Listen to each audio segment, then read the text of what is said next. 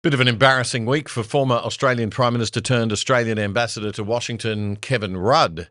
Everyone has seen the footage by now, no doubt, but then it never gets old, so we will play it again shortly.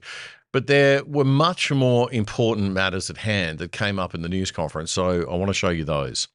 All we get is short sound bites on the TV news, but you get a much better perspective when journalists shut up for a little while and let you watch the actual thing as it happens. So I'm going to play a few long clips for you this week. The main deal signed was the critical minerals and rare earth deal. I'm going to get Gerard Rennick, who's joining us in the studio, to comment on that in a moment. This is strategically important because the United States is worried that China wants to totally control global supply chains. China has 1/3 of the world's rare earth mineral deposits and controls 90% of global output at the moment. They've got 44 million metric tons. Vietnam, Brazil and Russia have around 21 million each. Then it's a long way back to fifth place for India on about 7 million. Australia comes in eighth place at 4.2 million metric tons. Under the agreement, both nations will immediately invest at least $1 billion each. The first part of a pipeline of priority mining and processing projects is going to be worth about $8.5 billion in total. It's about 12 billion Aussie. Two Australian ventures are first in line, a gallium refinery by Alcoa in Western Australia and Arafura Rare Earths Nolans project in the Northern Territory. Anyway, here's a significant slab of the news conference without interruption. If you're not interested, just jump forward 3 minutes. We are discussing critical minerals and rare earths, and we're going to be signing an agreement that's been negotiated over a period of 4 or 5 months. And it was sort of good timing that we got it done just in time for the visit. And we work together very much on rare earths, critical minerals, and lots of other things. And we've had a very good relationship. We've been working on that for quite a while. In about a year from now, we'll have so much critical mineral and rare earths that you won't know what to do with them. They'll be worth about $2. But in the meantime, we're working with Australia and other countries. They're working with us too, but other countries also on that. But we're really working on anything having to do with military protection, military ships, vehicles, guns, ammunition, everything, the whole thing. We've been long-time allies, and I would say there's never been anybody better. We fought wars together. We never had any doubts, and it's a great honor to have you as my friend. It's a great honor to have you in the United States of America. Please, would you like to say something? Well, thank you so much, Mr. President, for the invitation here to the White House and for showing us around the improved Oval Office and for what you're doing around here as well, and for the great honour as well of my delegation staying just across the road. We could have walked, but they didn't let us. We drove all of 20 metres there from Blair House, but it's a great honour to be able to stay there. We are great friends and we're great allies, and this is a relationship that's been forged in the battlefields of the world. We have stood side by side for freedom and democracy, and congratulations, I must say, Mr. President, on the work that you've done with the Middle East. It's an extraordinary achievement. And on defence, we've already had a discussion about taking it to the next level. Our defence and security partnership with AUKUS is so important for us, and I thank you for the support that the administration are giving as well. You've had the Chief of the Navy here as well, which will play obviously a very critical role with the subs and increasing the security for the region and the world. And our economic relationship is so important. The US has a trade surplus with Australia, as you know, and we can continue to take what is every opportunity to improve the relationship even further and make it even stronger. And today's agreement on critical minerals and rare earths is just taking it to the next level, seizing those opportunities which are before us to take our relationship to that next level. And it's been fantastic, the contact that we've had together, the friendship that we've developed. And Australians love America, and I think Americans kind of like Australia too. We do. And as we go forward, I think that today will be seen as a really significant day in our relationship. So I thank you very much, Mr. President. Well, thank you very much, Anthony. It's an honor to sign this, and we'll do it now. And then we'll take some questions. Some good ones, I think. The other pressing matter under discussion was AUKUS. President Trump confirming the guts of the deal is going ahead and Australia will be getting the nuclear-powered subs as planned. The submarines have been slow in production by the US because of their domestic needs, but things are now being fast-tracked. At the meeting, President Trump asked US Navy Secretary John Phelan to explain. Perhaps I could ask John to say a few words and then we'll exchange papers, but just how are we doing on your naval purchases and all of the submarines that we're working on with Australia? How's that going? Thank you, Mr. President. Obviously, Australia is a very important ally of ours in the Indo-Pacific and in every battle. They fought with us since World War I and have always been side by side. The facility that they're building, Surf West, is critical and very important to our ability to project power in the Indo-Pacific and work with our allies. So we're working very closely. I think what we're really trying to do is take the original AUKUS framework and improve it for all three parties and make it better and clarify some of the ambiguity that was in the prior agreement. So it should be a win-win for everybody. And the submarines that we're building for Australia are starting to really move along, right? The process is getting very exciting, isn't it? We're getting better. That's good. Very good. It's going to be great. Thank you very much. Maybe we'll hold this up. Okay. Good.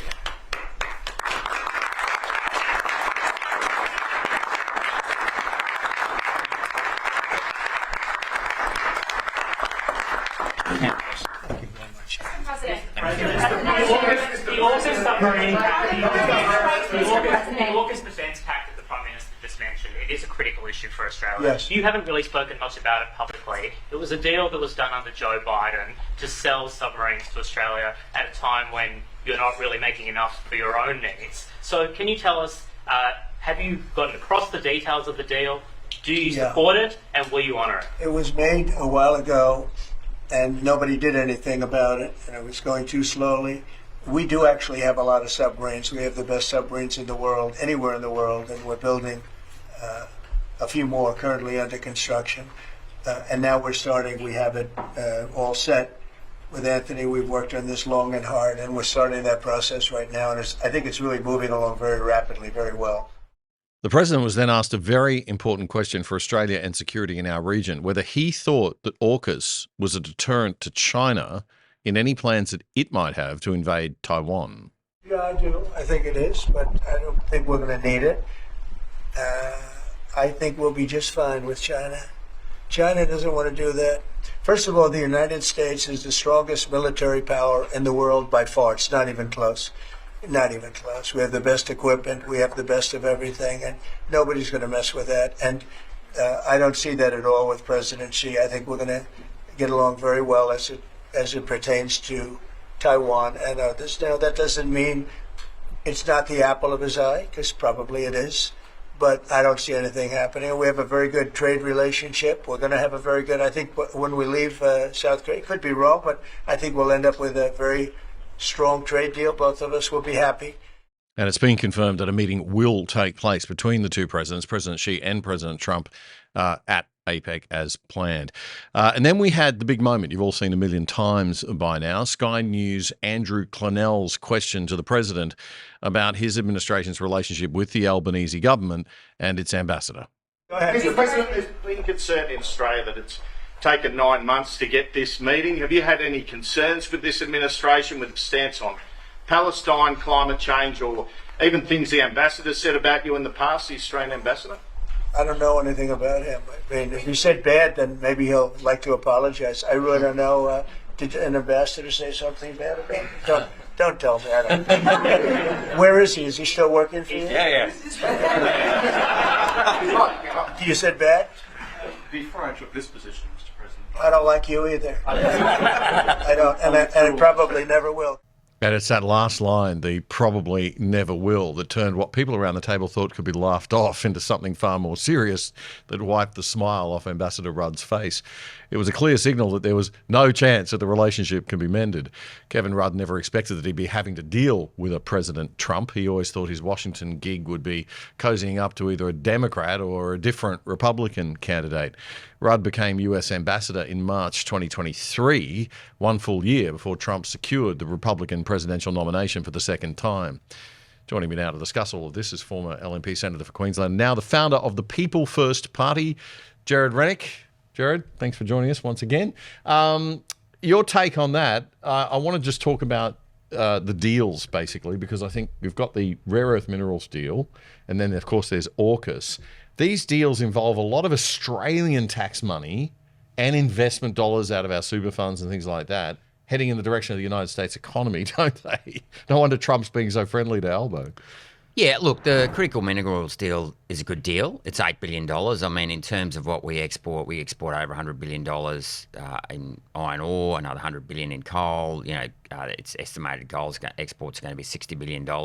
Natural gas is going to be over, I think it's around about the same amount, $60 billion. So in overall scheme of things, it's not the biggest deal in the world. And that $8 billion might be over a number of years, and that's what gets invested. Now, look, having said that, it is very important to break China's monopoly over the supply chains of critical minerals. Yeah. But here's the rub.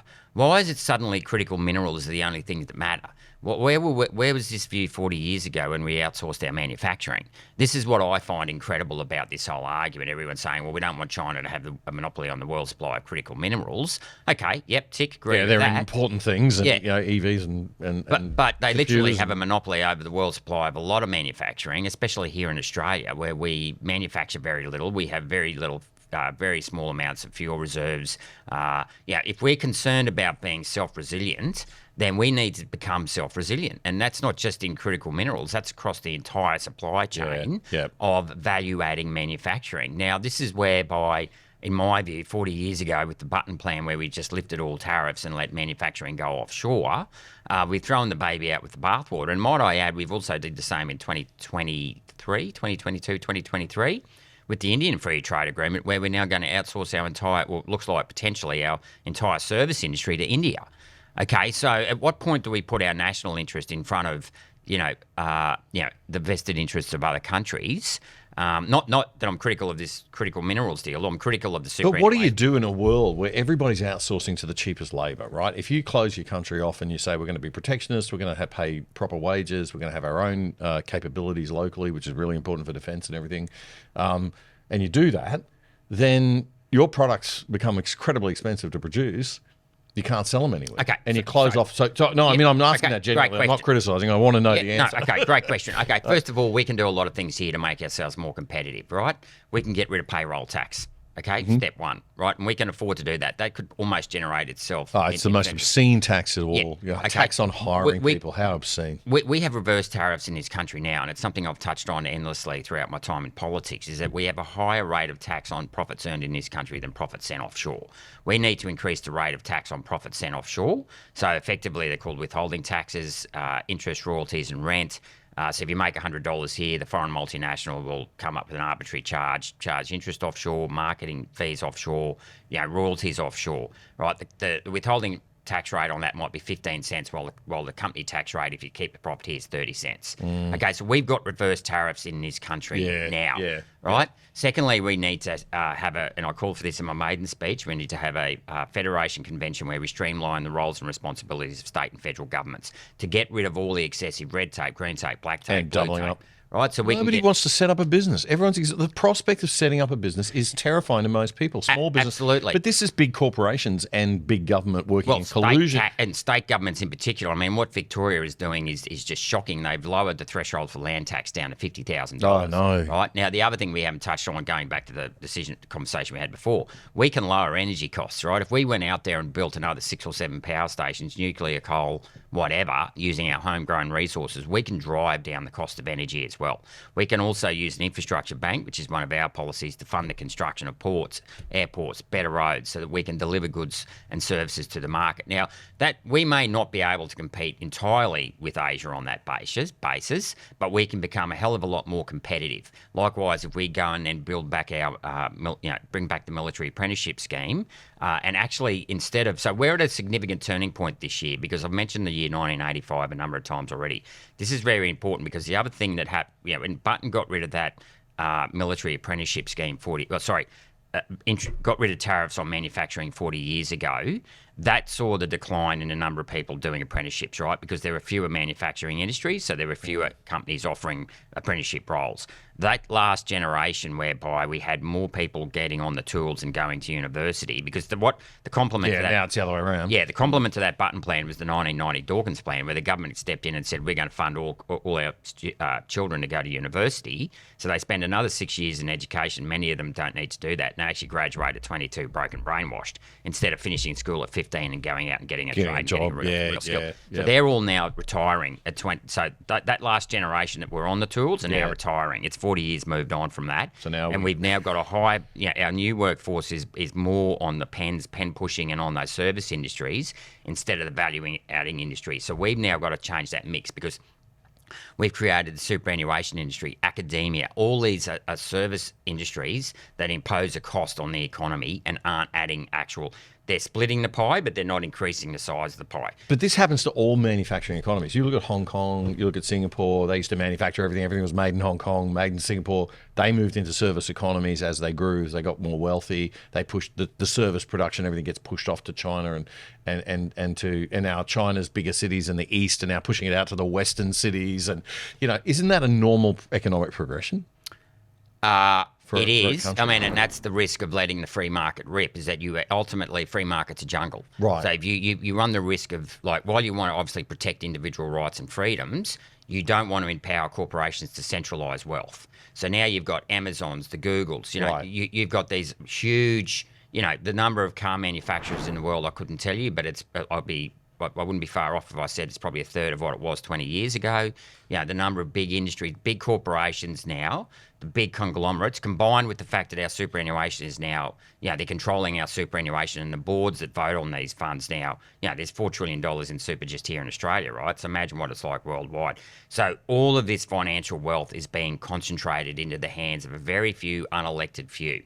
So this is the downside of letting the market rip for too long. And this is why you've basically, as I said before, we need to protect the individual and the families from the unrestrained authority and institutions, including corporations. Because remember, corporations have limited liability. They are not capitalists. Corporations are not capitalists, they're socialists, because they rely on limited liability. Most of them are actually milking the government. Oh, and then maximum bureaucracy. So maximum bureaucracy. They'll be the first to jump on all the woke. So the true capitalist is the people who risk their own capital. That can be a trader who's using their hands. That's the small business people. Yeah, exactly. That's true capital, and that includes human capital, and that's very important to remember, right? And that's what we want to protect, are the true capitalists who risk their own capital, even if it includes labour, because that is capital. Yeah. And we've got to step in. How many times have you seen an executive walk away from a big company after they've destroyed it with a $2 million handshake? Right, so these people aren't risking their own capital. Nope. And so this is why are they getting paid that much in the first place? No small business or medium-sized and no shareholder do that. It's as dodgy as no genuine shareholder who actually had a vote with their own money would vote for that, right? Because it's the big shareholders are voting for it. And we're the only party that are actually have got the policy to make superannuation boards be elected, not selected. I think we need to do a show where we just talk for an hour, actually, because I think there's a lot to talk about, Gerard. I really do, and I don't want to cut off talking about the deeper stuff and having criticised the ABC for focusing on shallow politics. But I do want to play this one last clip, which is because I don't think enough people have seen this. This is what Kevin Rudd actually said about Donald Trump at the Oxford Union back in 2017. Bear in mind, it's like 1 year into Trump's first term. Can we play this clip, John? Let's have a look at this one. Trump, at present, represents a political liability for both sides of Australian politics. But the Republican Party, which enabled this guy to be elected, have a deep responsibility to accept responsibility for the consequence of their actions and begin the processes for one form or another of his removal by constitutional means. This guy is a problem. He is an objective problem. for the world. Do you think Rudd should go? Yeah, absolutely. He should never have been appointed. Those comments were just... Look, he's entitled... Well, we didn't know Trump was going to be... They didn't think Trump was going to come back for a second term. I think that's what happened, right? Didn't you say he was appointed mid-23? Yeah. Yeah, well, look, I mean, given his comment... Well, put it this way. Trump got the nomination mid-24. There was a chance, probably evident by then, right? Put it this way. When Trump was elected and president-elect, after the November elections in 24, they should have pulled Rudd then. Okay, because it is completely unacceptable, given Rudd's comments about Trump, that he stayed there. Now he's a mate of Albanese's. He's a mate's pick, and that has jeopardised the relationship between the US and Australia. And that is, big fan of the United States, hate the deep state, and there is a distinction between the deep state that in many cases does have a large influence on US politics. But I love the United States. I love the people. I love what they stand for. I love what they did in 1776, where they basically were the manifestation of the European Enlightenment. Yep. Okay, so that relationship with the United States is very important because of our security arrangements as well. That's incredibly, incredibly important. That Albanese should not be allowing his mate to stay there knowing that you could jeopardise that relationship. So he got his comeuppance this week. I'm glad Trump called him out, and he's basically, and Albanese should be held to account. Rudd should go, and they should get someone in there who can do a better job than what. Well, Malcolm Turnbull told 7:30 Report that Albo did a great job managing the Trump meeting. He didn't say anything about Rudd, I don't think. But Jane Hume, who's a Liberal Party senator, I think, in Susan Lay's government, she said she was defending Rudd. Let's have a quick listen to that. He's done a pretty good job in stitching this all together. But, I mean, some on your side are saying now's the time for Rudd to go. Really? Look, Laura, there is no doubt that the President made a bit of a goose of Kevin Rudd, and perhaps so he should for those ill-advised, ill-considered tweets that he made, but that was a while ago. I think, though, that the call for Kevin Rudd to resign or stand down, the call for his position to be untenable now, is probably a little bit churlish. The work clearly has been done on critical minerals and rare earths by Kevin Rudd personally, and I think that he should be acknowledged for that good work. This really was, as you said, a Team Australia moment. Do you think it was a little bit intemperate for Susan Lee and others to call for his resignation yesterday? Look, I don't think that there's any need here to behave in a way that would be considered churlish. Okay, so we've got a senior Liberal criticising the Liberal leader, defending a former Labor. I mean, it just no wonder people think there's a uni party going on, and this is it a okay? Maybe it should have been a one Australia moment, but it feels like a uni party moment. And Rudd, I mean, what did he really do? I mean, putting this rare earth thing together is like selling Vegemite to Australians. It's not exactly hard. America's desperate for those rare earth minerals, right? So what's the great achievement of Rudd here? No. Yeah, well, we know there was nothing. I mean, America needed those critical minerals. They got what they wanted. Fair enough, deal done. I won't give Rudd any credit for that. And as we just said, Rudd's unfit for that purpose. What I want to focus on here is what Jane Hume said, and that is the exact reason why you can't vote for the Liberal Party, because she should have backed up Susan Lee there. Susan Lee's finally come out and kicked the, landed a punch on Albanese, and rightly so, because Kevin Rudd is unfit for that job, right? Yep. He's temperamental. We've seen him, use all sorts of language in the past. He's unfit for that role, period. So what's going on there? Well, that is Jane Hume, and a typical wet undermining, because she's been now put on the backbench. So the wet to the left side, right? Yeah, the moderates. The Liberal Party, the moderates. Undermining her own party leader. Now, regardless of what you think of Susan Ley and whether or not she's a good leader, she actually said the right thing there. It wasn't churlish. Albanese needs to be held to account while he's got someone there who's formally criticised the president in a nasty way. Jane Hume goes, oh, it's churlish. Well, no, she should have backed a leader there. But this is why the Liberal Party, I know we've had this discussion whether or not the Liberal Party is going to survive. While you've got people like Jane Hume in the party who add nothing, right? So one day, I'll give you a bit of gossip here, right? So I was the Secretary of the Finance backbench. I have been lobbying to lift the tax-free threshold for years, right? Because I think it's completely unfair that low-income earners pay tax below the cost of living. Why kick them in the guts when they're trying to make a living? It's stupid. Yeah. She thinks the people should pay tax from the first dollar they earn.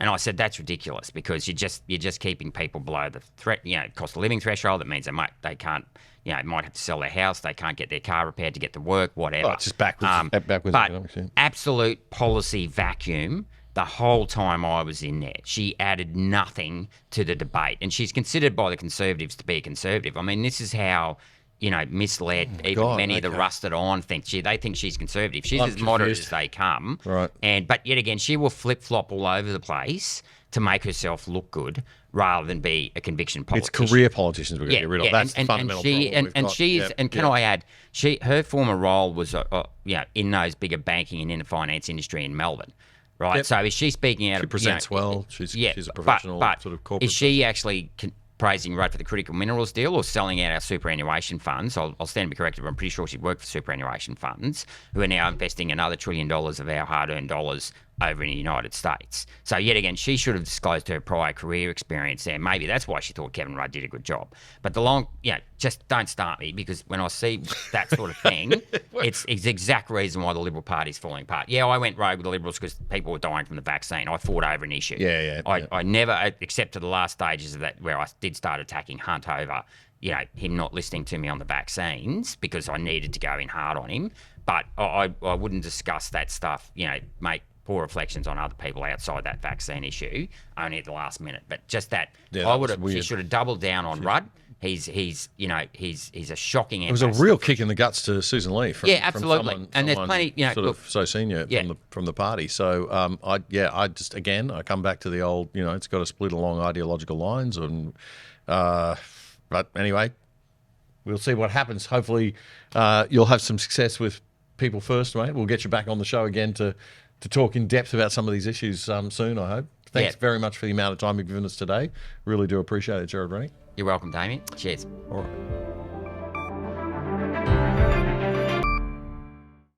Did you know that with a virtual private network, or VPN, on your computer, tablet or phone, you can log into your favourite streaming services like Netflix from home with an internet address from anywhere in the world and watch all the shows that they offer in other countries, including stuff in different languages? And using a VPN to route all your internet traffic through a third-party server means that big corporations and big government can't spy on you. If you sign up now with private internet access, we think they're the best VPN servers out there. As a viewer of The Other Side, you can get 83% off the price of your subscription and get online for less than $3 a month. Check it out right now. Go to piavpn.com/otherside. That's piavpn.com/otherside. It's a great service, a rock bottom price, and supporting our sponsor, you are helping to keep The Other Side going and growing. That was a segment clip from our weekly Friday night news show, The Other Side, which you can watch in full by simply going to YouTube and searching up The Other Side Australia. Then you'll find our full shows playlist. You can also find all of our full shows and our segments on our own website, othersidetv.com.au. That's othersidetv.com.au. Help us build a whole new Aussie media by joining us over there and signing up for the exclusive side.